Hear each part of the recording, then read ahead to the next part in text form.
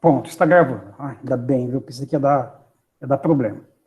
Pessoal, então vamos dar início, e na medida em que houverem dúvidas, a gente, depois, no final da aula, a gente tenta resolver, tá certo? Então, antes de passar para Locke, eu gostaria de revisar rapidamente as etapas, né, da teoria contratualista de Hobbes, que nós vimos na aula passada, né, na aula passada e na aula retrasada. Então, na última aula, nós vimos que Hobbes, quando ele vai descrever, né, o processo de geração de uma república, né, quando ele vai demonstrar quais são os motivos pelos quais os homens eles fundaram o Estado, eles geraram o Estado, eles geraram a república, para fazer isso, Hobbes ele estabeleceu uma oposição daquilo que ele chama de direito de natureza e lei de natureza.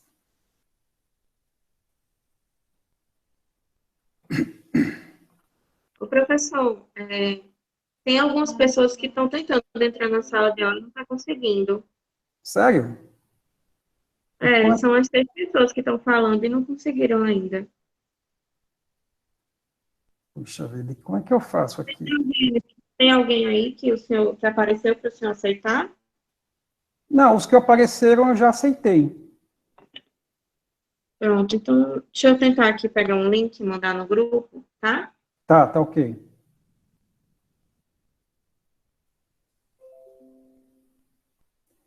Vejam, se alguém interrompam, se alguém estiver tentando, porque aí eu vejo o que fazer aqui. Bom, muito bem. Então, o Hobbes ele vai estabelecer, então, essa oposição entre o direito de natureza e a lei de natureza. Bom, o direito de natureza, ele existe em qual ambiente? Ele existe no estado de natureza. Não é isso? E o estado de natureza, o que é esse ambiente? Esse ambiente, chamado estado de natureza, é uma condição na qual os homens viviam sem política. Quer dizer, era uma condição que era anterior à formação das sociedades políticas. Quer dizer, é uma condição que é anterior à formação do Estado. Tá certo? Isso que é chamado de estado de natureza. E nesse estado de natureza, Hobbes diz na sua teoria contratualista que nele vigia um direito de natureza. O direito de natureza que o Hobbes ele definiu como sendo o quê? Como sendo a liberdade de usar o próprio poder. Tá certo? Então, nesse estado de natureza, o direito de natureza permite a todos os indivíduos que nele se encontram de usar o seu próprio poder, de usar o seu poder natural. Tá certo? E é por conta disso, é por essa liberdade que todos têm de usar o seu próprio poder, é por isso que esse estado de natureza ele vai produzir uma guerra de todos contra todos. Tá certo? Essa guerra de todos contra todos, por sua vez, ela, dada a sua intensidade, dada a sua complexidade, vai gerar sobre todos e cada um medo de morte violenta. Certo? Então, esse medo de morte violenta, ele vai produzir, é ele que produz, né, esta lei de natureza, que é uma espécie de esperança de paz. É como se os indivíduos vivendo no estado de natureza percebessem o absurdo que é aquela situação e decidissem fazer um pacto de não agressão. Então, esse pacto de não agressão, ele é sugerido pela razão, ele é uma reflexão dos homens. E essa reflexão dos homens, esse pacto, ele é sugerido por essa lei de natureza. Certo? Então, segundo Hobbes, para sair dessa condição de guerra, na qual o homem foi colocado por obra da simples natureza, ele teve, então, que dar ouvidos à razão. Tá certo? Quer dizer, os homens eles tiveram que ouvir essa recomendação racional da lei de natureza, que indica para eles uma esperança de paz por meio de um contrato. Tá certo? Quer dizer, então, aí, a partir desse preceito racional da lei de natureza, os homens eles foram levados a fazerem um pacto entre si, no qual cada um concordou em renunciar a esse seu poder natural sobre todas as coisas e sobre todos os corpos. Tá certo? Agora, nós vimos na aula passada, enfim, que essa renúncia, que é concordada, que é pactuada, né, essa renúncia ela possui duas características importantes. A primeira característica dessa renúncia que os homens, que os indivíduos fazem ao seu poder natural no estado de natureza, para sair do estado de natureza, a primeira característica dela é que essa renúncia que cada um faz do uso do seu poder, essa renúncia não destrói o poder. Tá certo? Quer dizer, ela não elimina esse direito natural, esse poder natural que cada homem possui sobre tudo e sobre todos. O que a renúncia faz, na verdade, não é destruir o poder nem eliminar o direito natural. Na verdade, a renúncia ela transfere o uso desse poder e desse direito exclusivamente para uma pessoa ou para um grupo de pessoas. Tá certo? Então, a renúncia, ela tem o quê? Um beneficiário. Hobbes vai dizer que é sempre uma pessoa que vai se beneficiar do poder que foi renunciado por cada um. Logo, vejam, essa pessoa ou esse grupo de pessoas que se beneficia com o poder que cada um renunciou, essa pessoa beneficiária, ou esse grupo de pessoas beneficiárias, concentrará nas suas mãos tanto poder, que esse poder será chamado por Hobbes de soberano. Tá certo? Então, ter nas mãos o poder soberano é ter o maior de todos os poderes. Então, de posse do maior de todos os poderes, que é a soberania, o que é que o soberano fará?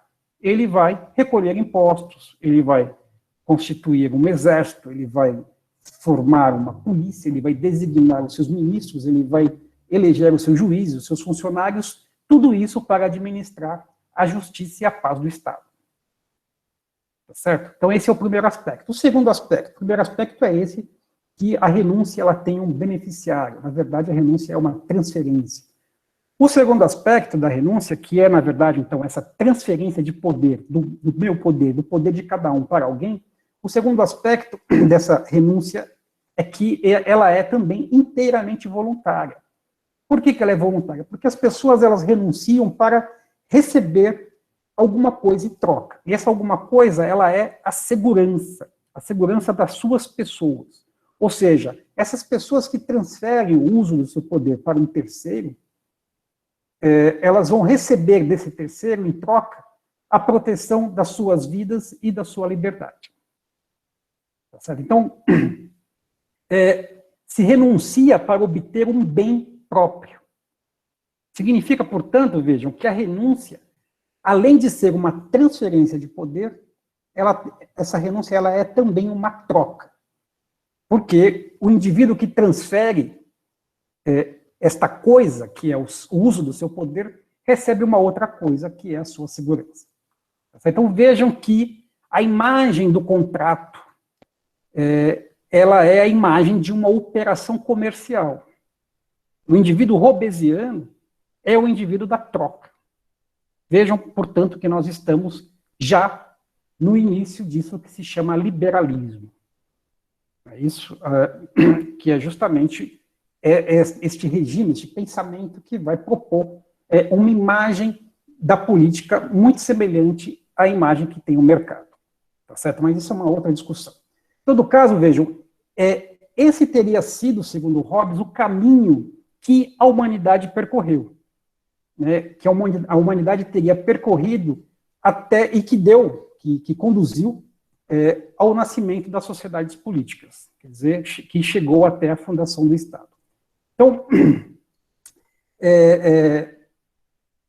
nós vimos que na visão de Hobbes, né, esse caminho que foi percorrido pela humanidade, que retirou a humanidade daquela condição miserável, absurda de guerra de todos contra todos, esse caminho, segundo Hobbes, ele deveria também levar necessariamente ao estabelecimento de um Estado que tenha a aparência daquele terrível Leviatã bíblico, do qual nos fala o capítulo 41 do livro de Jó, que eu li para vocês na videoaula, enfim, na aula passada. Tá certo? Quer dizer, é um Estado que deve ser uma espécie de Deus mortal, todo-poderoso, mas que tem um coração duro como pedra, né, que faz tremer as ondas do mar, que nenhuma espada é capaz de ferir, né, é um Estado feito para nada temer, né, que afronta todos e tudo e todos, e um Estado que será o rei do mais orgulhoso dos animais. Tá certo? Então, vejam, por que, afinal de contas, Hobbes, porque para Hobbes, a humanidade, quando ela percorre essa estrada que a retirou da condição de guerra, por que a humanidade ela deve necessariamente tomar esse caminho, essa rota, que conduz ao estabelecimento de um Estado sob a forma do Leviatã bíblico? Por que, na verdade, isso? Porque justamente a natureza do homem, né, na natureza do homem, a razão ela é mais fraca que a paixão. Porque na natureza do homem, as paixões elas sempre falam mais alto. O Hobbes vai dizer isso com a seguinte palavra: porque os pactos feitos sem a espada não passam de palavras ao vento, porque eles não têm nenhuma garantia. Tá certo? Porque justamente o pacto ele pertence ao campo, ao domínio da razão. Tá certo? E o desejo de poder pertence ao domínio das paixões. E as paixões são sempre mais fortes do que a razão. Então, o Estado Leviatã, o Estado ele tem que ser um Leviatã justamente porque ele deve ter essa capacidade de produzir medo, que é uma paixão mais forte que o desejo de poder.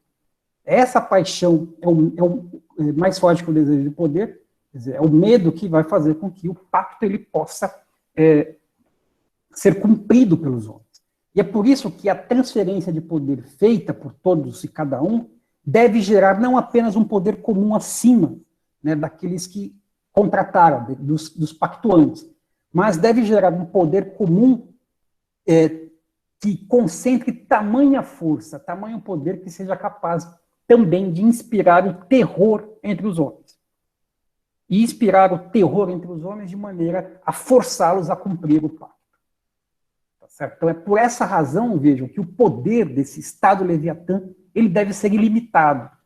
O Hobbes é o grande teórico, não é o único, mas enfim, é o grande teórico da teoria contratualista que vai pensar a soberania como poder ilimitado. Quer dizer, é o poder que é o maior poder de todos. E ele precisa ser ilimitado, ele precisa ser o maior poder de todos para que ele seja justamente temido. Sabe? Então, o interessante nesta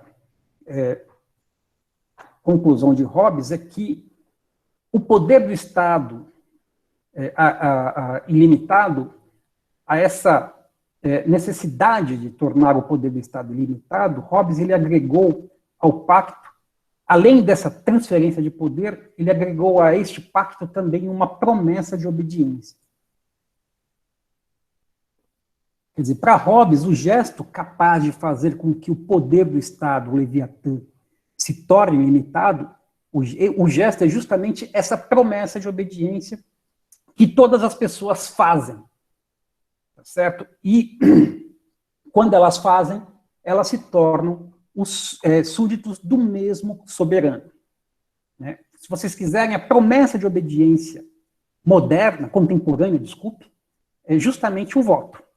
Eu estava falando para vocês no início da aula. Tá certo? Então, quando nós votamos e elegemos um governante, o próximo governante, todos nós nos tornaremos os súditos do mesmo corpo político, sobre o comando desse governante. Então, tornar-se súdito de um mesmo soberano equivale a dizer que todos passam a integrar um corpo único, que será governado por uma única alma, que Hobbes chama de soberania. Então, vejam, esses indivíduos que prometeram obedecer, que votaram, se vocês quiserem, né, que votaram num candidato a soberano, eles deixarão de querer, eles deixarão de decidir sobre tudo que diz respeito à política. Ou seja, eles terão as suas vontades e as suas decisões reduzidas à vontade e à decisão do soberano. Então, o soberano é o único que vai querer e decidir no lugar deles. Tá certo? Então, segundo Hobbes, aquele que decide por todos se chama justamente soberano. Todos os demais são súditos. Hoje nós diríamos que todos os demais são cidadãos. Então, esse soberano que decide por todos, ele se torna o portador das pessoas de todos os súditos, de cada um dos súditos. Ou seja, ele se torna aí um procurador com amplos poderes para decidir sobre todas as questões do Estado. Então, na prática, vejam, significa que nós damos ao governante soberano uma procuração com plenos poderes, né? E também nós damos a ele um cheque em branco. Consequentemente, todos os súditos eles se tornarão os autores das ações, e de todas as ações do soberano. Então, tudo que o soberano vier a fazer, ou que fizer, tá certo, deverá ser reconhecido como sendo a própria ação e decisão dos súditos que ele representa. Né? Com exceção de que, como eu disse para vocês, se o soberano, ele, digamos, ordenar que o súdito ele se mate ou que ele se fira ao súdito, então ele pode recusar, tá certo? Porque justamente ele pode desobedecer, ele pode resistir ao soberano justamente porque o súdito ele não pode, ninguém pode atentar contra o seu próprio instinto de preservação. Agora, no tudo mais, para Hobbes, se o súdito se recusar a fazer aquilo que o soberano ordena, e aí, no tudo mais, fora essa questão, né, da própria preservação, em tudo mais, o súdito ele estará cometendo injustiça e ele será punido. Tá certo? Então, os súditos, uma vez organizados como corpo político do Estado, esse corpo político, no seu conjunto, ele será comandado única e exclusivamente por uma alma, que é a soberania. Certo? E aí, vejam, é com isso que Hobbes fornece a própria imagem do nosso Estado moderno, que é esta imagem.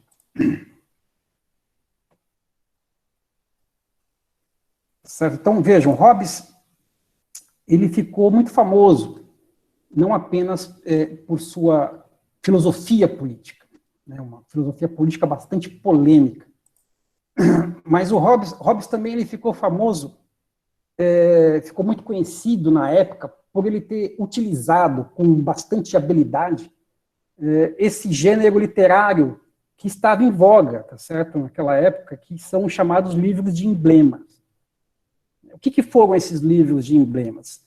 Foram livros ilustrados com gravuras, obviamente associadas ao texto, né, que eles ilustravam, né, mas esses livros de emblemas, eles fizeram muito sucesso na época. Os emblemas eram, na verdade, o equivalente ao que hoje nós chamamos de ilustração gráfica dos nossos dias. Então, esses emblemas, na verdade, eram peças de propaganda, né, eram peças de publicidade que tinham por objetivo utilizar o poder da imagem, né, para persuadir o leitor. Tá certo? Então, esses emblemas, na verdade, não eram figuras decorativas do texto, eram peças utilizadas como estratégia de convencimento. Tá certo? Então, os emblemas mais conhecidos, que talvez vocês tenham já visto aí nas aulas de antropologia, talvez, enfim, não sei. Bom, mas os emblemas mais conhecidos, os livros de emblemas mais conhecidos, foram escritos inicialmente para acompanhar os primeiros relatos sobre a descoberta do Novo Mundo. Quer dizer, aquelas gravuras que retratavam os índios das Américas, né? Retratavam o ambiente natural em que os índios viviam, retratavam os animais, as florestas. Por exemplo,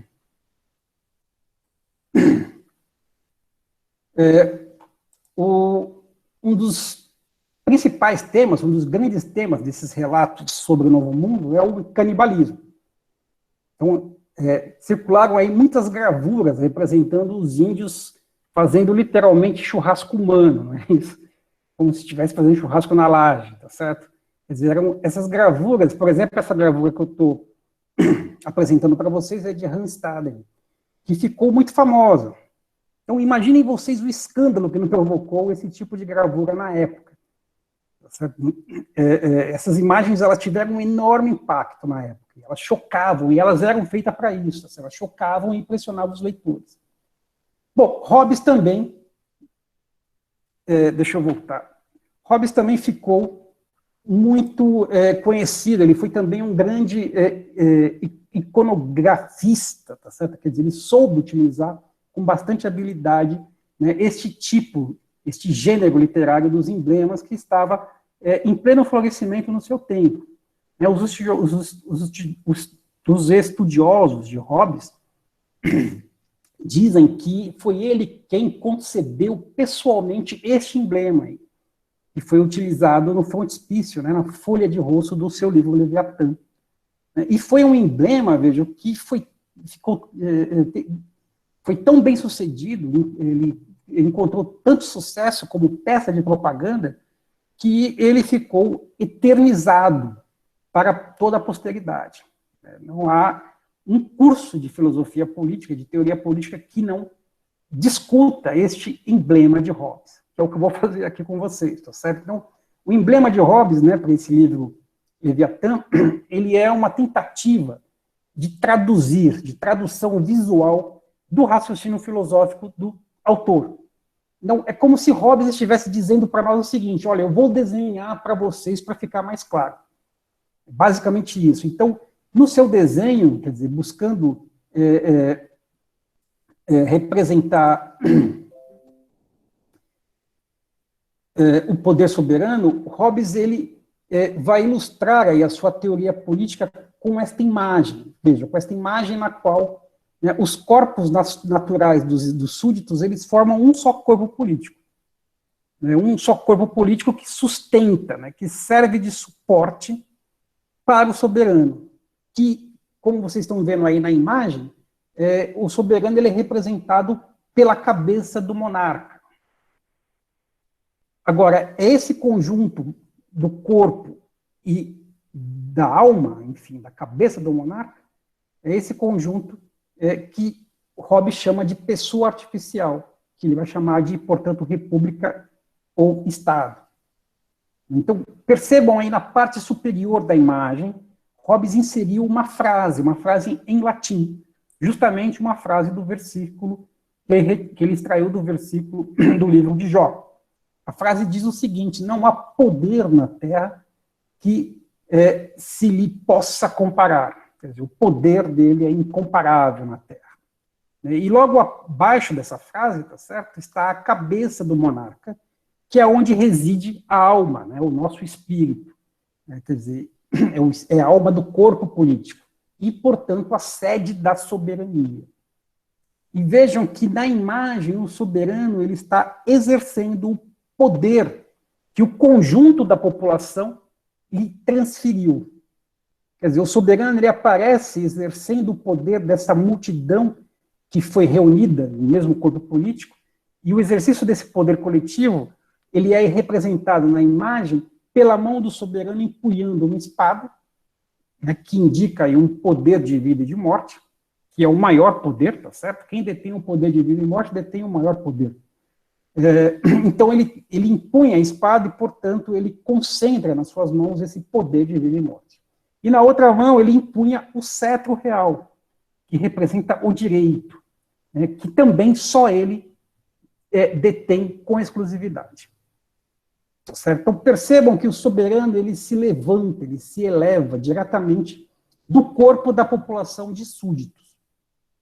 Tá certo? Quer dizer, o poder do soberano ele não procede de Deus, ele não procede também da natureza. Né? O poder do soberano ele é extraído dos corpos dos súditos, desses corpos que são organizados, reunidos politicamente. Eu vou passar uma outra imagem para vocês perceberem o detalhe.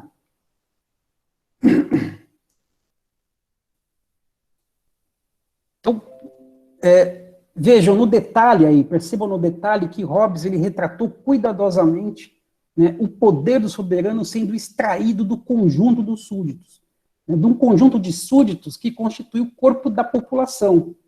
Né, e a população é a força civil do Estado. Vejam, por exemplo, né, no detalhe que não são apenas homens, mas são homens e mulheres. Não são apenas velhos, são velhos e crianças. Não são apenas civis, mas também há soldados. Tá certo? Quer dizer, o soberano ele retira a sua força política, a força do seu poder de todas essas diferentes figuras, desses diferentes corpos que foram organizados num único corpo político. Tá certo? Deixa eu voltar.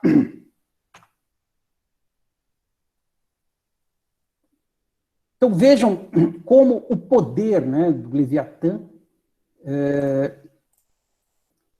foi caracterizado pela maneira como ele ocupa o espaço na imagem. Percebam aí a ponta da espada cortando o céu, né, e que a base do cetro toca o solo. Então, de um lado a espada toca o céu e do outro o cetro toca o solo. Quer dizer, existe aí uma alusão de que nada escapará ao poder do soberano. O poder do soberano, ele encobre toda a extensão do Estado, do território. Tá certo? E vejam que a imagem mostra, né, sobre esse poder do soberano, uma paisagem ensolarada de ordem. Tá certo? Não é isso? Quer dizer, é uma paisagem ensolarada de paz, de segurança. Mas, logo abaixo desta paisagem ensolarada de ordem, paz e segurança, a imagem mostra dois painéis laterais contendo as tendências que perturbam o Estado e que podem provocar a morte do Estado. Portanto, são tendências para a guerra de todos contra todos.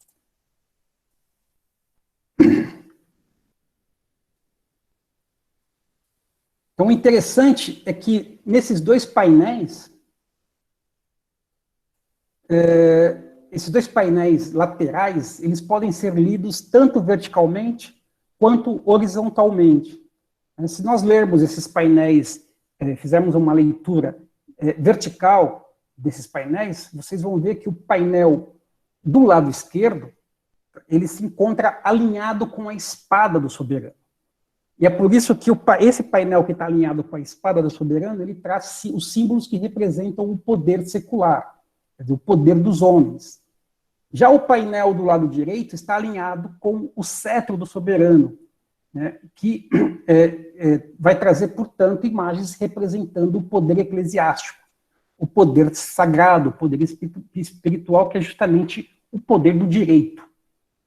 Tá certo? Agora, se nós fizermos uma leitura horizontal desses dois painéis, percebam que todos esses elementos do poder secular e do poder eclesiástico, do poder espiritual, eles possuem também uma correspondência horizontal. Por exemplo, lendo os painéis da esquerda para a direita. Então, vocês têm, em primeiro lugar, uma fortaleza, não é isso? A fortaleza de um castelo. Essa fortaleza, ela corresponde, a fortaleza à esquerda, ela vai corresponder à direita ao edifício de uma igreja. Vocês têm, em seguida, abaixo da fortaleza de um castelo, a coroa real, que corresponde à direita à mitra papal. Em seguida, vocês têm um canhão do poder secular do príncipe, que corresponde justamente aos raios da excomunhão do poder espiritual do Papa.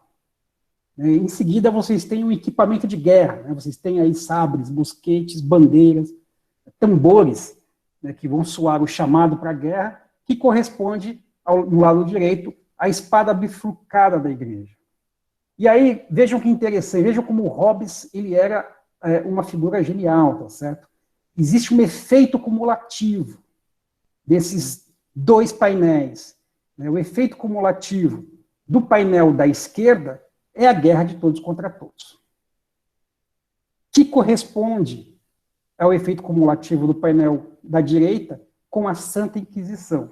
Vocês têm aí uma imagem que representa, né, os doutores da Igreja Católica sustentando aí doutrinas que levariam à dissolução do Estado. Quer dizer, a ilustração, ela mostra uma disputa retórica. Tem alguém com uma palma aberta aí da retórica, que é justamente a Santa Inquisição da Igreja. Vejam que era um senhor muito genial, esse Hobbes. Tá certo? Bom, em todo caso, é um pouco isso que eu queria revisar, e agora nós vamos passar para este outro gênio da teoria política, que foi John Locke. Tá certo? Então, Locke, ele não foi apenas um compatriota de Hobbes. Locke, ele também foi contemporâneo de Hobbes. Quando Hobbes morreu aos 91 anos de idade, quer dizer, uma uma idade absolutamente atípica para a época, uma idade extremamente avançada para a época, mas Hobbes morreu aos 91 anos de idade. Quando ele morre, Locke, ele contava com 47 anos. Além disso, os dois estudaram na mesma universidade, em Oxford, embora Hobbes ele tenha se formado em filosofia e Locke se formou em medicina.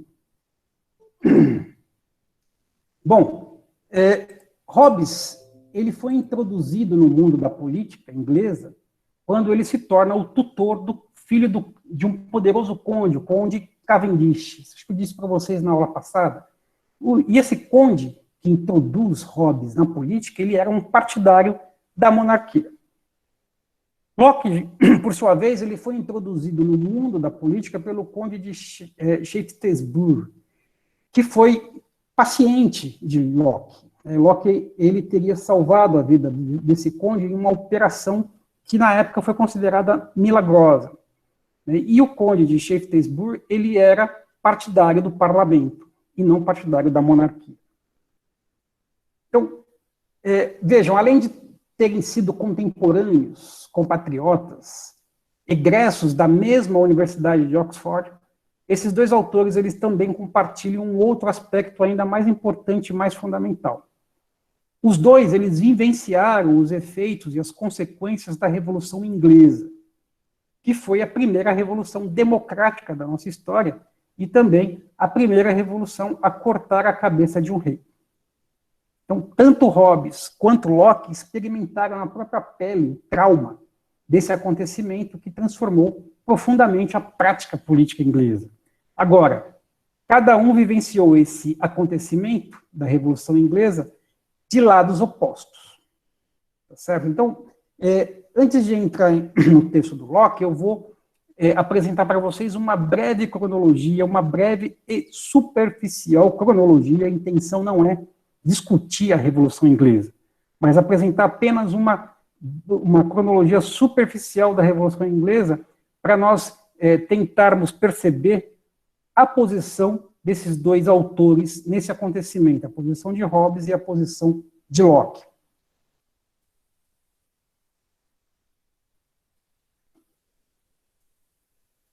Então, a Revolução Inglesa ela foi provocada pela disputa, pelas lutas entre o rei Carlos I e o parlamento inglês.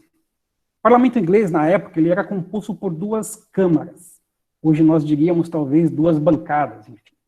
Mas, enfim, o parlamento inglês, na época, ele era composto pela Câmara dos Lordes, que representava os nobres ingleses, e também composto pela Câmara dos Comuns, que representava a burguesia da época, certo? Que era formada, sobretudo, por proprietários rurais. Então, os desentendimentos entre o rei, que exercia, nessa época, um poder absoluto sobre os seus súditos, tá certo? Quer dizer, os desentendimentos entre o rei e o parlamento, eles já vinham de algum tempo, mas eles foram, na época, eles foram provocados, sobretudo, pela taxação arbitrária que o rei havia imposto sobre os nobres e sobre os burgueses. Mas, a partir de 1640, vejam, esses desentendimentos, eles se tornam cada vez mais agudos, e eles fazem explodir a Revolução Inglesa. Então, em 1640, ocorre a primeira Revolução Inglesa que ficou conhecida como Revolução Puritana, porque justamente ela foi iniciada pelos calvinistas escoceses. Mas, vejam, o importante saber é que essa primeira revolução, ela explode exatamente quando Hobbes tinha acabado de publicar o seu livro Elementos de Lei Natural e Política. E nesse livro, o Hobbes ele já apresentava substancialmente os argumentos políticos que ele depois desenvolveu no Leviatã, que nós acabamos de discutir. Tá certo? Portanto, veja, esse livro de 1640 de Hobbes, o Leviatã de 1651, não é isso? Mas esse livro de Hobbes, de uma década antes do Leviatã, ele já defendia a causa monarquista. Ele já defendia o soberano, o rei, contra o parlamento. Por isso, vejam, por ter tomado partido contra o parlamento e a favor do rei, quando a Revolução explode, Hobbes ele teme por sua vida e ele foge para Paris, onde ele vai viver o seu exílio voluntário. tá certo? E ele tinha razão em fugir, porque logo em seguida começa a fase terrível da Revolução Inglesa, começa a chamada Guerra Civil Inglesa, né, em 1642, e dura até 1649, quando finalmente o rei Carlos I é vencido, aprisionado pelo exército do parlamento, e em seguida ele será julgado e condenado à morte por decapitação. Então vejam, como eu disse para vocês, foi a primeira vez na história que um monarca absoluto é julgado, condenado e executado pelos seus súditos. Bom, mas Hobbes ele não presenciou nenhum desses acontecimentos. Ele estava, na verdade, em Paris, ele assiste esses acontecimentos de longe, porque justamente ele tinha fugido muito antes mesmo da Guerra Civil ter começado. Alguns biógrafos de Hobbes vão dizer que ele foi uma figura hipersensível ao medo. E essa hipersensibilidade de Hobbes ao medo explicaria não apenas aí a sua fuga precipitada para a França, mas também a sua teoria política, né? Porque vocês sabem que o medo ele ocupa um papel importante, fundamental na teoria política de Hobbes. Bom, em todo caso, o fato é que Hobbes ele tinha motivo de sobra para fugir, porque ele foi o defensor da causa do rei, né? Ele foi o defensor do poder absoluto, ele procurou mostrar, por meio da sua filosofia política, o quanto era absurdo, né? O quanto era contraditório, injusto, se revoltar contra o soberano. Não é isso? Quer dizer, nós acabamos de ver isso, quer dizer, se o soberano ele representa o súdito, né, se o soberano se tornou o portador da pessoa dos súditos, então os súditos, nesse momento, eles se tornam também os autores de todos os atos do soberano. Quer dizer, essa era a afirmação de Hobbes, quer dizer, uma afirmação que ia justamente em oposição ao parlamento. Agora, vejam, ao contrário de Hobbes, Locke ele se coloca na defesa da causa do parlamento contra o rei. Ao contrário de Hobbes, Locke ele vai apoiar a causa parlamentar contra a causa realista.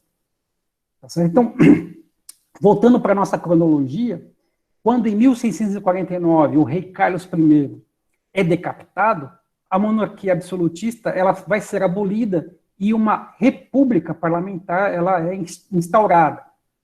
E essa república ela dura cerca de uma década. Porém, quando em 1660 Cromwell, que foi o principal líder do parlamentarismo inglês, né, e ele foi também proclamado Lord Protector, que é um título concedido aos chefes de Estado, mas em 1660 Cromwell ele morre de causas naturais. Então, o filho do rei Carlos I, que foi decapitado, Carlos II, né, que, vejam, tinha sido aluno de Hobbes durante o exílio, então Carlos II é recolocado no trono. E aí a República Parlamentar de Cromwell vai se tornar a monarquia parlamentar de Carlos II. Mas Carlos II, ele não pode ainda ser um monarca absoluto. Por isso que, inicialmente, ele aceita reinar segundo a legislação parlamentarista que vai limitar o poder dos reis. Mas, em 1681, Carlos II dissolve o parlamento. E então ele passa a governar com o poder absoluto. E isso até a sua morte em 1685. Então, é nesta restauração do poder absoluto, é esta restauração que vai fazer com que Locke se sinta ameaçado, né, por esse movimento de restauração da monarquia e saia em exílio para a Holanda. Isso ele vai fazer em 1683, que é ali, durante o seu exílio na Holanda, que ele vai escrever a sua principal obra, que é chamada, esse livro, Dois Tratados sobre o Governo Civil. Tá certo? Então, com a morte de Carlos II, em 1685, será a vez, então, do irmão do Carlos II, Jaime II, subir ao trono, e justamente Jaime II ele vai dar prosseguimento a esse processo de restauração da antiga soberania absoluta dos reis. Mas, em 1688, o parlamento ele organiza um golpe de Estado. Tá certo? E aí, Jaime II, temendo pelo pior, ele concorda em abdicar do seu trono, do seu poder absoluto, e ele será então sucedido por Guilherme de Orange, que vai jurar reinar pela liberdade, pelo parlamento, e segundo uma declaração de direitos, uma Bill of Rights, que seria a Carta Magna, ou a nossa Constituição hoje. Tá certo? Veja, essa abdicação de Jaime II ficou conhecida como Revolução Gloriosa. Por quê? Porque justamente não houve nenhum derramamento de sangue. Diferente da primeira revolução, que provocou uma guerra civil, essa segunda revolução não derramou nenhuma gota de sangue. E é por isso que ela é chamada de Revolução Gloriosa. E o livro de Locke, ele vai ser imediatamente publicado após a Revolução Gloriosa, em 1690, na Inglaterra. Tá certo? Vejam, a importância da Revolução Inglesa, ela está no fato de ser considerada na história como a vitória definitiva do liberalismo contra o absolutismo. Tá certo? Quer dizer, o liberalismo, ele na nossa história, na história política das nossas sociedades, ele sucede o absolutismo. Hobbes, ele é um dos autores representantes dessa tradição absolutista, e Locke vai ser, portanto, da tradição liberal. Quer dizer, a Inglaterra, ela se torna, então, o que é hoje, quer dizer, ela se torna uma monarquia constitucional, uma monarquia parlamentarista, onde o rei reina, mas ele não governa. Quem governa é justamente o parlamento, governa junto com o primeiro-ministro, que é o executor das ordens do parlamento, tá certo? Na época de Locke, não existia um primeiro-ministro, tá certo? Quer dizer, isso é contemporâneo. Na época de Locke, era o rei que executava as ordens do parlamento. Então, o rei detinha o poder executivo, porém, era um poder executivo que estava separado do poder legislativo do parlamento. Tá certo? É por isso que esse poder não é um poder absoluto, porque justamente ele é dividido. Nós vamos ver que é Locke que vai teorizar essa divisão dos poderes. E quando ele faz isso, ele dá nascimento ao nosso mundo político. A imagem que Locke vai dar do Estado é muito parecida com a imagem do nosso Estado hoje. Bom, para a nossa discussão, o que é importante saber é que o livro de Locke, esse livro, Dois Tratados sobre o Governo Civil, que foi publicado em 1690, ou seja, 2 anos após a Revolução Gloriosa, esse livro ele é considerado a própria filosofia política da Revolução. Tá certo? Então, é como se Locke estivesse retomando os acontecimentos da Segunda Revolução, da Revolução Gloriosa, para transformar esses acontecimentos numa teoria política. Então, vejam, se a Revolução Inglesa ela foi o triunfo do liberalismo político, então, logo, quando Locke confere à Revolução Inglesa uma teoria, Locke ele vai se tornar, portanto, o pai do liberalismo político. Então, a paternidade teórica do liberalismo ela é atribuída, sobretudo, a Locke. E isso que nós vamos ler, que nós vamos discutir no livro de Locke, pode ser considerado aí, digamos, como um atestado de nascimento do pensamento liberal. Então, com Locke, vejam, nasce a mais influente teoria política da nossa modernidade, que é o liberalismo. Tá certo? Bom, uma última observação antes de nós entrarmos no texto de Locke. Essa observação é a seguinte. Eu disse para vocês que havia uma disputa, uma oposição entre Hobbes e Locke no plano ideológico. Tá certo? Então, no plano ideológico, no plano da luta político-partidária, Hobbes e Locke podem ser considerados adversários, na medida em que um foi o defensor do rei e o outro foi defensor do parlamento. Então, no plano do debate ideológico, esses dois pensadores eles se opõem. Agora, no plano da teoria política, eles se complementam. Tá certo? Quer dizer, não existe uma oposição teórica entre Hobbes e Locke. O que existe são diferenças teóricas, não uma oposição. E as diferenças que existem teóricas entre esses dois autores, elas não produzem uma oposição, elas produzem, ao contrário, uma continuidade. Então, nós veremos que, no fundo, Locke, ele desenvolve e aperfeiçoa muitos dos aspectos que se encontram já na teoria de Hobbes. Tá certo? Então, para iniciar a discussão propriamente dita do livro, esse livro, Dois Tratados sobre Governo Civil, como eu disse para vocês, é a obra mais importante de John Locke. E, como vocês podem perceber, como o título já indica, o livro, Dois Tratados sobre o Governo Civil, apresenta 2 tratados. Mas nós vamos estudar somente o segundo desses 2 tratados. Daí o título do livro que nós vamos estudar, e que está disponibilizado no SIGA para vocês, o título ser Segundo Tratado sobre o Governo Civil.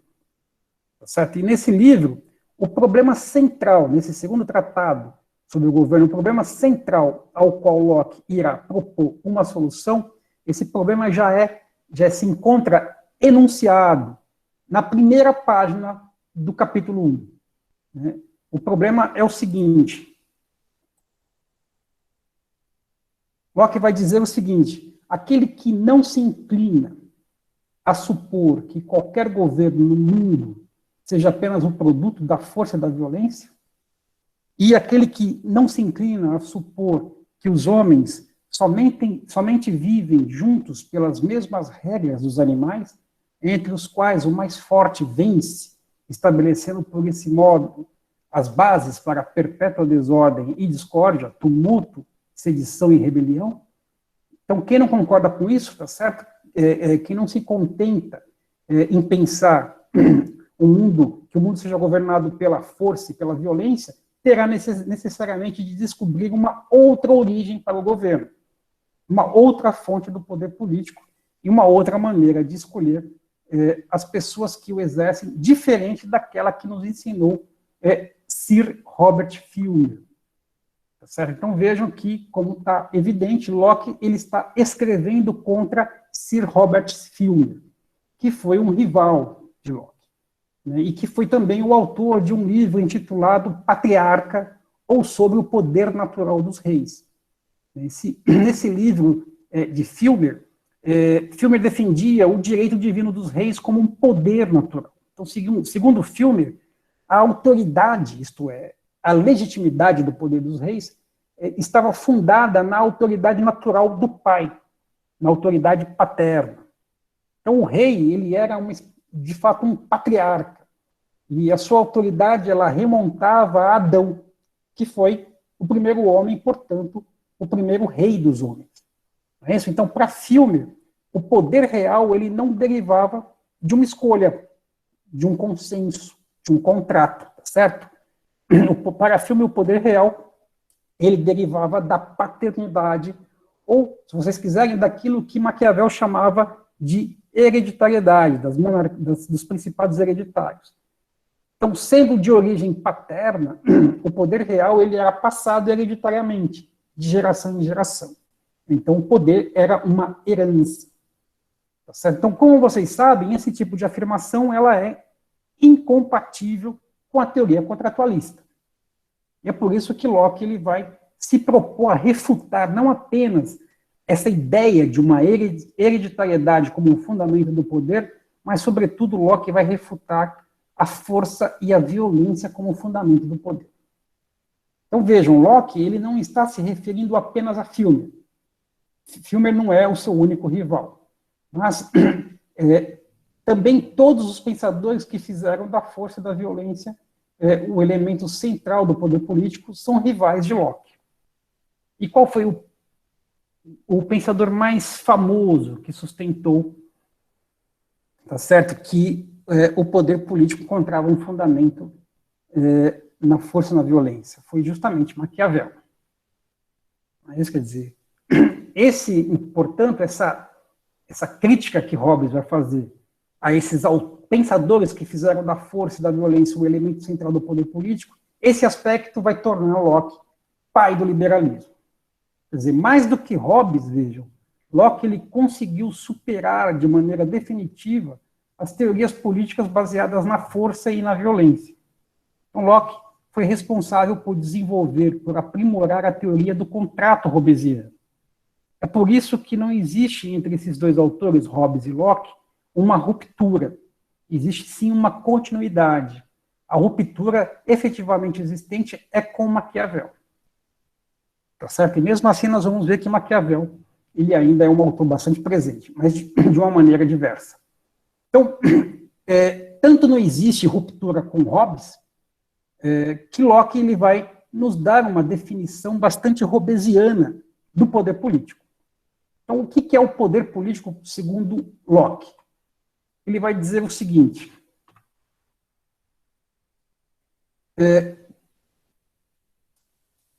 considera o poder político o direito de fazer leis com pena de morte e, consequentemente, de fazer as penalidades menores, né, de aplicar as penalidades menores para regular e preservar a propriedade.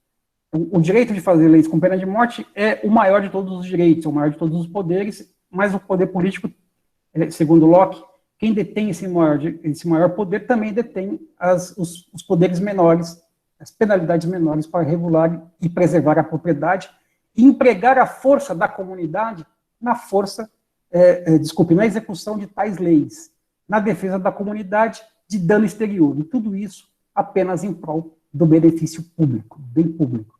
Quer dizer, vejam, essa definição do poder político de Locke, ela não difere da maneira como Hobbes pensava o poder político. Então, para Hobbes, o poder político, ele assumia a forma de uma soberania. E o que é uma soberania? É o maior de todos os poderes. Portanto, é o poder de vida e de morte sobre os súditos. Tá certo? Então, os dois autores, eles não diferem quanto à definição do poder político. A diferença entre eles, nós vamos ver, não é de fundo, mas é de forma.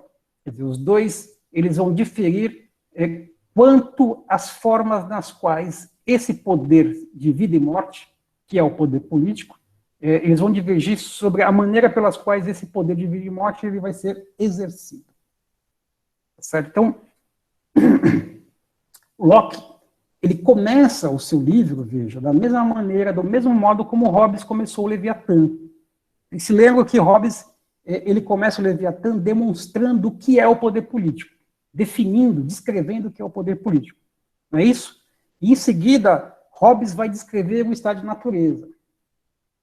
Locke também está fazendo a mesma coisa. Ele acabou de definir o que ele considera como poder político, e o capítulo 2, ele vai descrever o que ele entende como sendo o estado de natureza, que, repetindo, é essa condição na qual os homens viviam sem políticas, anterior, numa situação que é anterior à política.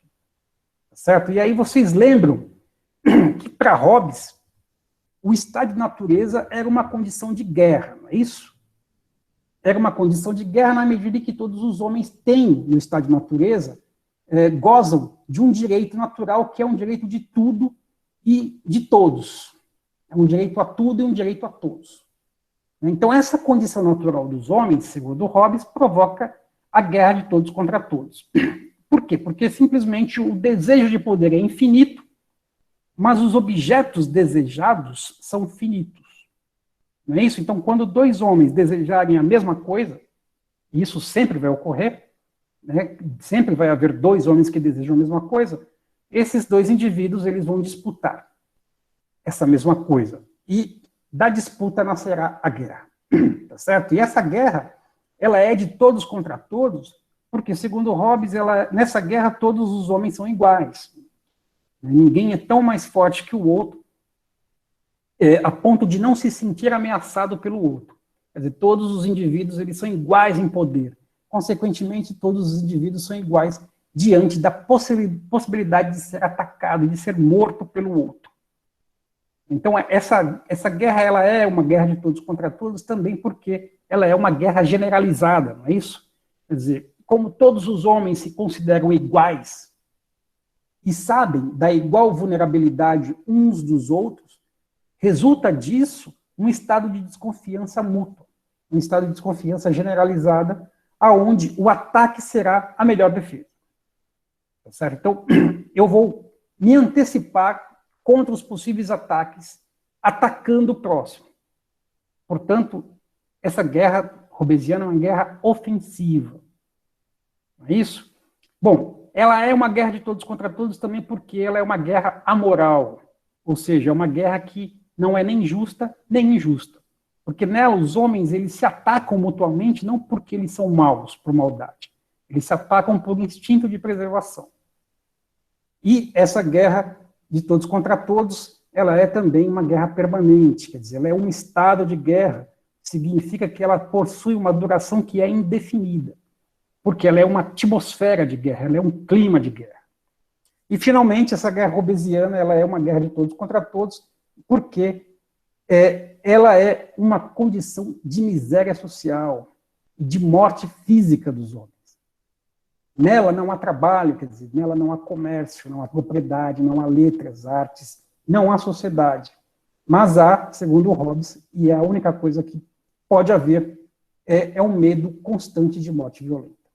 Vejam, por todas essas razões, a guerra que resulta do estado de natureza dos homens, né, na qual os homens vivem numa situação anterior à política, por todas essas razões, essa guerra é chamada por Hobbes de guerra de todos contra todos. Nós vamos ver que, para Locke, ocorre exatamente o contrário. Tá certo? Quer dizer, o estado de natureza, em Locke, é quase que termo a termo oposto ao estado de natureza pensado por Hobbes. Então, como é que Locke vai definir o seu estado de natureza?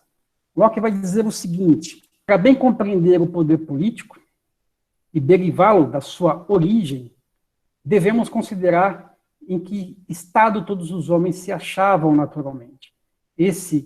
Sendo esse estado um estado de perfeita liberdade. Então, esse é a primeira característica do estado de natureza de Locke. Ele é um estado de perfeita liberdade. Certo? E é um estado de perfeita liberdade, diz Locke, para ordenar as ações. Ou seja, o que é uma ação ordenada? O que é ordenar a ação? É agir coletivamente. Tá certo? Logo, o estado de natureza de Locke é um estado social. Existe nele sociedade. Portanto, essa é a segunda característica do estado de natureza de Locke. E Locke está ainda dizendo o seguinte, quer dizer, é um estado de perfeita liberdade para ordenar as ações, regular as posses e regular as pessoas conforme acharem conveniente dentro dos limites da lei de natureza. Então, vejam, se Locke está dizendo que existe regulação da posse, significa, portanto, que há propriedade. Então, no estado de natureza de Locke, o homem ele é proprietário. Essa seria a terceira característica.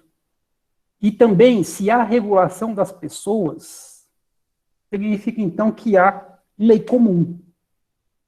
Tá certo? E a existência de lei comum é a quarta característica do estado de natureza de Locke. Locke continua dizendo o seguinte: esse estado ele é também um estado de igualdade. Portanto, quinta característica, um estado de igualdade na qual é recíproco qualquer poder e jurisdição, ninguém tendo mais do que o outro. Portanto, vejam, existe, segundo Locke, no estado de natureza em que os homens se encontravam, que é anterior à política, uma reciprocidade de poder e de jurisdição. Então, essa é a sexta característica do estado de natureza. Vejam, é quase termo a termo oposto ao estado de natureza que foi descrito por Hobbes. Né? E a oposição se encontra especialmente nesta ideia de uma lei comum a todos os homens, a todos os indivíduos, e também a esta ideia de uma reciprocidade de poder e jurisdição. Porque, veja, nós vimos que no estado de natureza de Hobbes, todos também têm direito de usar o seu poder, de usar o seu poder sobre tudo e sobre todos, conforme o seu instinto, conforme o seu desejo de poder. Agora, Locke está dizendo que todos também têm igualdade de poder, mas também os homens têm igualdade de jurisdição. Portanto, eles têm também igualdade de julgamento. Quer dizer, no estado de natureza de Locke, todos os homens possuem igual faculdade de juízo. Quer dizer, a mesma capacidade para julgar. Portanto, vejam, no estado de natureza de Locke, os homens eles são guiados pela razão e não pelas paixões, como queria Hobbes. Quer dizer, em Locke, na sua teoria contratualista, ocorre o predomínio da razão. Então, para Locke, embora vivendo fora da sociedade política, né, os homens eles são governados pela lei da natureza, né, que impede que se produza o caos e a anomia hobbesiana. Aquele caos e aquela anomia hobbesiana onde os homens seriam apenas guiados por seus instintos de sobrevivência. Tá certo? Então, Locke vai dizer o seguinte: apesar de ter o homem naquele estado de natureza, liberdade incontrolável de dispor da própria pessoa e das suas posses, ele, no entanto, não tem liberdade de destruir a si mesmo ou de destruir qualquer criatura que esteja em sua posse. Porque o estado de natureza, ele possui uma lei de natureza que o governa, que governa os homens, e que a todos obriga. Esta lei é a razão. Tá certo? E o que é que diz a lei da razão para os homens? A razão ensina que, sendo todos iguais e independentes, que nenhum deles deve prejudicar o outro na vida, na saúde, na liberdade ou nas posses. Tá certo? Então, a razão, segundo Locke, é a lei comum que obriga os homens para a paz e para, digamos, fraternidade. Tá certo? Além disso, Locke vai dizer que no estado de natureza todos têm igual direito de castigar os transgressores da lei de natureza. Por isso, é disso que ele deriva a sua ideia de reciprocidade de poder e de jurisdição. Tá certo? Então ele vai dizer o seguinte: Locke vai dizer, então, para impedir aí a todos os homens que invadam os direitos dos outros e que mutuamente se molestem, e para que se observe a lei da natureza, que importa na paz e na preservação de toda a humanidade, põe-se naquele estado a execução da lei da natureza nas mãos de todos os homens, mediante a qual qualquer um tem o direito de castigar os transgressores dessa lei, em tal grau que lhe impeça a violação. Então, percebam que no estado de natureza de Locke, os homens eles possuem uma igualdade que é dupla. Tá certo? Quer dizer, todos os homens, todos os indivíduos possuem igualdade de poder e também igualdade de jurisdição. Jurisdição, enfim, é esta faculdade de juízo, esta faculdade de julgar a ação do outro. Já a igualdade de poder consiste em executar esse julgamento que foi emitido, que foi feito sobre o outro. Tá certo? Então, no estado de natureza, todos os indivíduos são igualmente e, ao mesmo tempo, juízes e carrascos uns dos outros. Então, todos os indivíduos possuem igualmente a faculdade de julgar, que é isso que o Hobbes está chamando de poder de jurisdição, e também todos os indivíduos possuem o poder de castigar, tá certo? Que é o poder de executar esse juízo, Professor, você pode repetir essa parte da jurisdição, que eu não entendi muito bem? Então, o que o Hobbes está chamando de poder de jurisdição é esta capacidade que todos têm de julgar as ações, a ação do outro. Tá certo? Quer dizer, no estado de natureza, a igualdade é dupla. Todos nós somos iguais nessa capacidade de julgar o outro e também iguais nesse poder que nós temos de executar o nosso julgamento do outro. Então, existem dois poderes no estado de natureza. Um poder de julgamento e um poder de castigo, que é o quê? A execução do julgamento, a execução, digamos, da sentença. Professor, explica de novo esse estado de natureza que eu não compreendi. A que necessariamente ele se refere? Se ele está falando dos instintos primitivos, se ele está falando da gênese da sociedade, eu ainda não compreendi o que ele está falando sobre esse estado de natureza. Eu acabei de falar que o estado de natureza, a lei que figura nela, é a lei da razão. Não pode ser um instinto primitivo. É uma lei racional, não é isso? Acabei de dizer que o que opõe as duas visões entre Locke e Hobbes é que para Hobbes o que impera são os instintos, e para Locke o que impera é esta lei racional. Justamente é daí que o Locke vai derivar esta capacidade de juízo, de julgamento. Julgar não é exercer os instintos primitivos. Julgar é uma capacidade racional, quer dizer, eu julgo na medida em que eu sou dotado de uma racionalidade, senão não é possível julgar. Tá certo? Bom, em todo caso, a partir disso, Locke ele vai deduzir o seguinte argumento. Locke vai dizer, quando alguém viola a lei de natureza, este indivíduo está violando a lei de toda a humanidade. Tá certo? Por quê? Porque a lei de natureza é a razão. E sendo a razão, a lei de natureza, ela é a norma, portanto, que nos faz humanos, no sentido aristotélico. Tá certo? Então, a lei de natureza ela é a norma que nos distingue dos animais.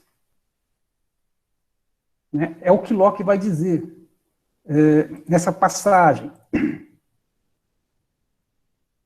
Transgredindo a lei de natureza, o ofensor, ele declara viver por outra regra que não a regra da razão. Tá certo? Que é a regra que...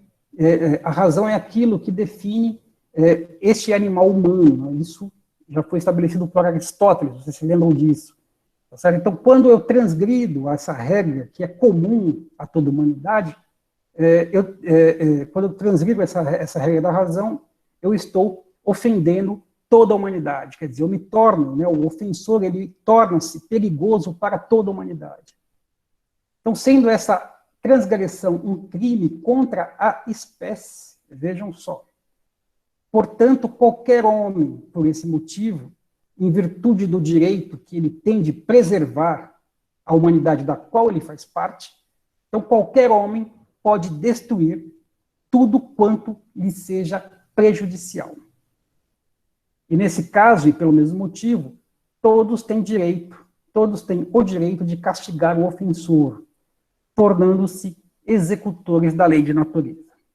Tá certo? Então, a ideia é a seguinte, vejam, o indivíduo que viola a lei de natureza, ele se torna um degenerado, ele se torna um monstro, ele se torna aquele animal que Aristóteles, se vocês se lembram, chamou de o pior de todos os animais, que é justamente um homem que não é dotado de razão e que age fora da justiça. Tá certo? Então ele se torna esse pior de todos os animais porque ele age como se tivesse abandonado os princípios que nos tornam humanos. Quer dizer, é um indivíduo que age como um animal, como uma besta, ou age como o lobo hobbesiano. Agora, no livro, Locke ele escolhe um outro animal como metáfora da sua teoria política, que não o lobo, tá certo?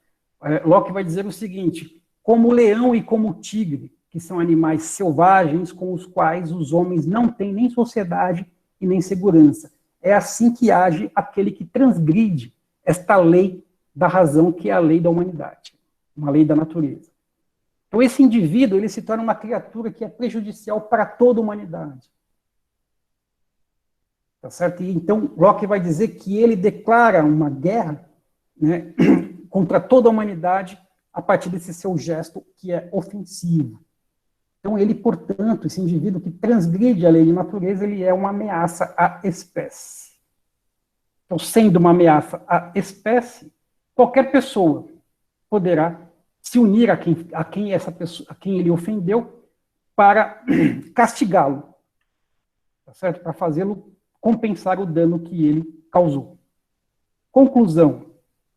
Visto que no estado de natureza qualquer um tem o poder de castigar o crime para impedir a repetição desse crime, tá certo? Então, Locke vai dizer que qualquer homem tem o poder de matar um assassino, de matar um ladrão. Isso pelo simples fato de que no estado de natureza vigora, segundo Locke, essa grande lei de Deus, segundo a qual quem derramar o sangue do homem, pelo homem verá o seu sangue derramado. Locke, ele era alguém muito ligado à religião, ao contrário de Hobbes, tá certo? Mas, para resumir essas características aí do estado de natureza de Locke. Então, de maneira resumida, eu disse para vocês que Locke, ele considera o estado de natureza uma condição de perfeita liberdade. Ele considera o estado de natureza uma condição de sociedade. Quer dizer, o homem vive em sociedade, em estado de natureza. Mas o homem também é proprietário, o estado de natureza é uma condição de propriedade. E também de lei comum, de igualdade, de reciprocidade de poder e jurisdição, tá certo? Quer dizer, no estado de natureza, todos os homens possuem o mesmo poder, a mesma faculdade de julgar e o mesmo poder de executar esse julgamento. E, por fim, tá certo? O Locke vai dizer que esse estado de natureza, ele também é uma condição de parcialidade, de injustiça. E esse, vejam, é o grande inconveniente do estado de natureza.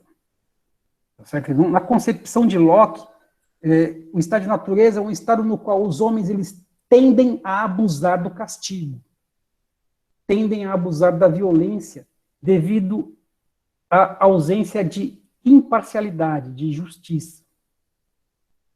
Quer dizer, no estado de natureza, todos têm igual direito de julgar, igual poder de castigar as ações uns dos outros. E cada um sendo ao mesmo tempo juiz e carrascos uns dos outros, se produzirá esse grande inconveniente que é, segundo Locke, o seguinte. Locke vai dizer, bom, o amor próprio, quer dizer, o egoísmo, ele vai tornar os homens parciais para consigo mesmos e para com seus amigos. Se tornar parcial consigo mesmo, tá certo? É julgar a si mesmo em benefício próprio. Tá certo? Quer dizer, então, Locke vai dizer, por outro lado, a inclinação para o mal, a paixão e a vingança vai levar longe demais a punição do outro. E daí se seguindo, tão somente confusão e desordem.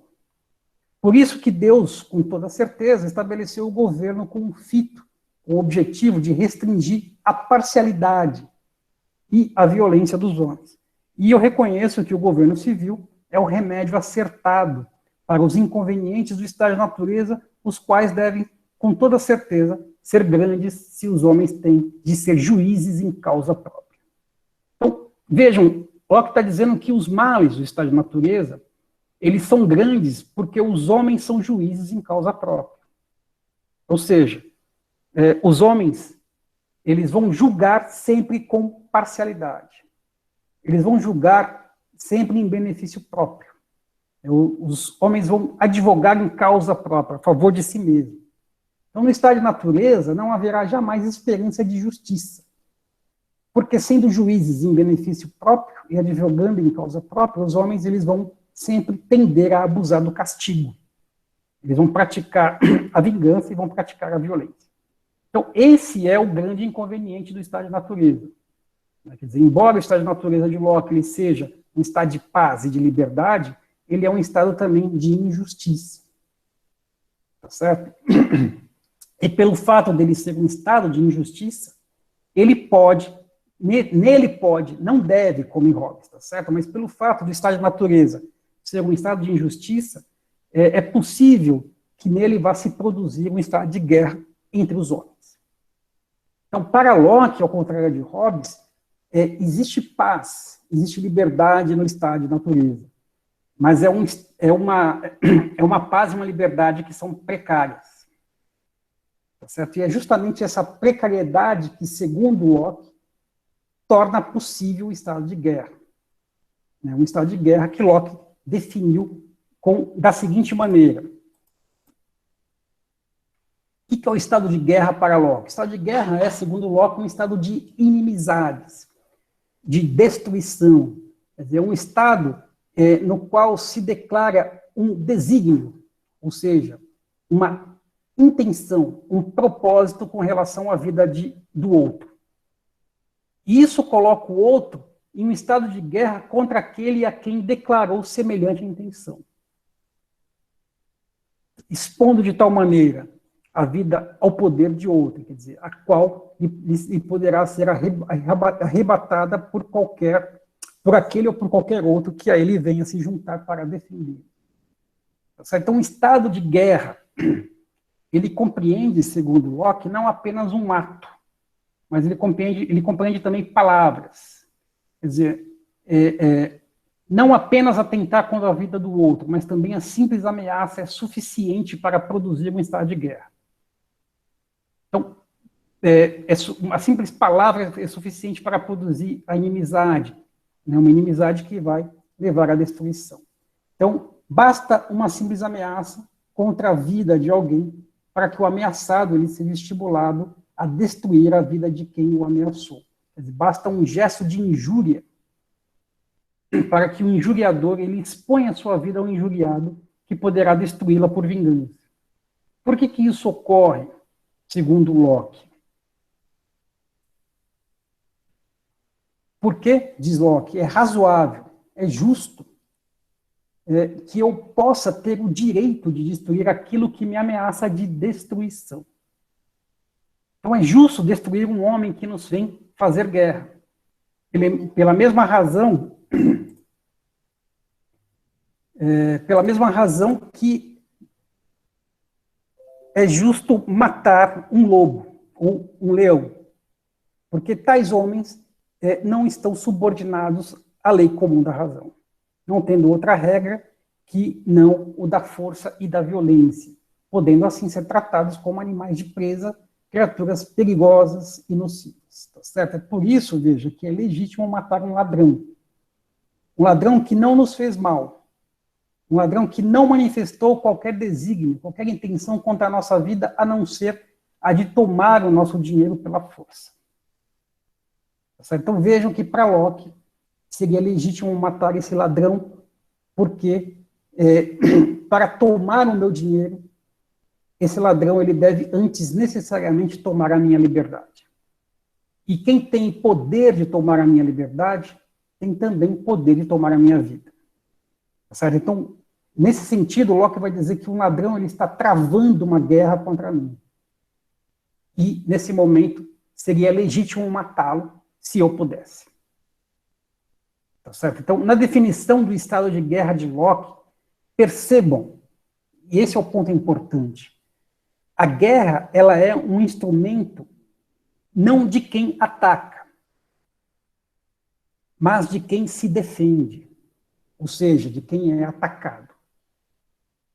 Então, vejam, o ladrão ele não precisa me fazer nenhum mal concreto, basta que ele manifeste a sua intenção para que seja justo e legítimo que eu trate como estando em estado de guerra, ou seja, que eu mate se eu puder. Então, a guerra de Locke, veja, ela é defensiva. A guerra de Locke é um instrumento de defesa. É um recurso utilizado pelo agredido contra o agressor. Vocês se lembram que, em Hobbes, a guerra ela era ofensiva. É isso? Mas em Locke, vejam, isso é o interessante da teoria lockeana. É justamente por essa guerra que ele está descrevendo, por ela ser defensiva, é por isso que o estado de natureza de Locke ele não se confunde com o estado de guerra. Né? Locke ele diz isso de maneira muito clara. Ele vai dizer que entre o estado de natureza e o estado de guerra existe uma diferença enorme, muito embora certas pessoas tenham confundido. Obviamente, essas certas pessoas que ele se refere, uma delas é Hobbes. Agora, a pergunta que nós devemos fazer é a seguinte. Se não é um estado de natureza o que provoca o estado de guerra entre os homens, então o que é que provoca esse estado de guerra? Para Locke, o que provoca esse estado de guerra é a força. Ou o desígnio da força. Ou seja, uma intenção de força contra a pessoa de um outro. Tá certo? É isso que constitui o estado de guerra. Então, o estado de guerra, ele ocorre no momento em que, não havendo lei, não havendo polícia, porque se está no estado de natureza, tá certo? Mas não existe nem polícia, nem lei para a qual apelar, um ladrão tenta roubar, e nesse momento se adquire um direito de matá-lo. Então, não é a natureza do homem que provoca a guerra, como em Hobbes. Tá certo? Ao contrário, segundo Locke, a natureza do homem, por ser governada pela lei da natureza, por ser governada pela razão, a natureza do homem, ela conduz para a paz. Agora, é o uso da força, ou é a ameaça do uso da força que provoca a guerra. Então, vejam que nós estamos cada vez mais distantes de Maquiavel. Porém, nem tanto. Tá certo? Mais distantes. Porque se é verdade que é a força, ou é a ameaça da força, que provoca a guerra, no entanto, Locke vai dizer que não é qualquer força. Tá certo? A única força que provoca a guerra é aquela força usada num estado de natureza, ou seja, usada numa condição sem justiça. Né? Vocês se lembram que o estado de natureza é uma condição de imparcialidade, de parcialidade. Né? Por quê? Porque os homens, eles julgam uns aos outros a partir da sua causa, julgam em causa própria. Logo, não pode haver justiça no estado de natureza. Então, o problema, justamente, é que esta falta de justiça, quando a força for utilizada nesta condição de falta de justiça, a força, então, vai produzir um estado de guerra. Então, a única força que provoca a guerra entre os homens é a força sem direito, é a força sem justiça, é a força injusta. É isso que Locke vai dizer, tá certo? Ele vai dizer o seguinte: a falta de juiz comum com autoridade coloca todos os homens em um estado de natureza, mas é a força sem o direito sobre a pessoa de um homem que provoca um estado de guerra, não só quando há, como quando não há um juiz comum. Tá certo? Então, é apenas a força sem direito que provoca a guerra. É apenas esse uso injusto da força. Por exemplo, quando a polícia usa da força para impedir um assalto ou para conter uma manifestação, o uso dessa força não vai provocar um estado de guerra, porque justamente ele é um uso com direito. Mas quando alguém, forçado pela fome, assalta um supermercado, ou algo parecido, tá certo? Aí sim, este uso da força provoca um estado de guerra, porque o ladrão ele fará sempre um uso de uma força sem direito, tá certo? E quando ele faz um uso de uma força sem direito, o ladrão expõe a sua vida ao poder de quem ele rouba. E, portanto, ele poderá ser morto. E se ele for morto, ele morrerá com justiça. Tá certo? Então, com essa definição do estado de guerra, Locke ele formula a base da sociedade liberal, que é das nossas sociedades, tá certo? Quer dizer, é a força ou a intenção de força sobre uma pessoa que dá o direito a essa pessoa de se colocar em estado de guerra contra o seu agressor. E isso mesmo dentro da sociedade política, mesmo quando existem juízes a quem se apelar. Tá certo? Se vocês estão no interior das suas casas, e as suas casas ela é invadida por um ladrão, vocês não vão esperar a polícia chegar para se defender do ladrão. Em legítima defesa, vocês podem declarar esse ladrão como um estado de guerra e podem matá-lo. Tá certo? Quer dizer, o estado de guerra, veja, ele autoriza a matar em legítima defesa. O problema é que, fora da sociedade política, no estado de natureza, essa autorização, ela gera um grande inconveniente. Por quê? Porque os homens, eles vão agir com parcialidade, com falta de parcialidade, com falta de imparcialidade, com falta de justiça. Então, esta parcialidade, esta injustiça, essa ausência de justiça no estado de natureza agrava essa situação, tá certo? Porque justamente cada um tenderá a julgar em causa própria e, portanto, a abusar do castigo, da punição. Agora, na sociedade política, nessa sociedade em que há uma autoridade, um juiz constituído, um juiz que é imparcial, esse direito de matar por legítima defesa, ele é restringido. Restringido a quem? Aos delinquentes, aos criminosos que atentam contra a propriedade alheia. Tá certo? Então, foi por essa razão, diz Locke, que os homens, eles resolveram, decidiram fundar uma sociedade política, deixando o estado de natureza. Justamente porque na sociedade política há uma autoridade imparcial a quem eles podem recorrer. E, havendo uma autoridade imparcial, eles evitam esse estado de guerra generalizada. Tá certo? Então, vejam, o problema desta guerra, que é uma guerra defensiva, é quando ela está num contexto de estado de natureza, ela vai se tornar uma guerra generalizada, uma situação de inimizades generalizada. Então, para Locke, o problema não é a guerra em si, vejam só, isso é interessante, o problema é essa continuidade indefinida da guerra que produz esse estado de natureza, quer dizer, essa situação na qual os homens vivem sem uma autoridade que seja imparcial. E é por isso que eles decidem fundar uma sociedade política, instituir uma autoridade comum, que seja imparcial, para que eles bloqueiem, eles rompam com essa continuidade, com essa propagação das inimizades que ocorria no estado de natureza. Tá certo? Então, foi assim que, segundo Locke, os homens decidiram formar as sociedades políticas. Então, na próxima aula, nós vamos ver como é que Locke descreveu a organização dessas sociedades políticas.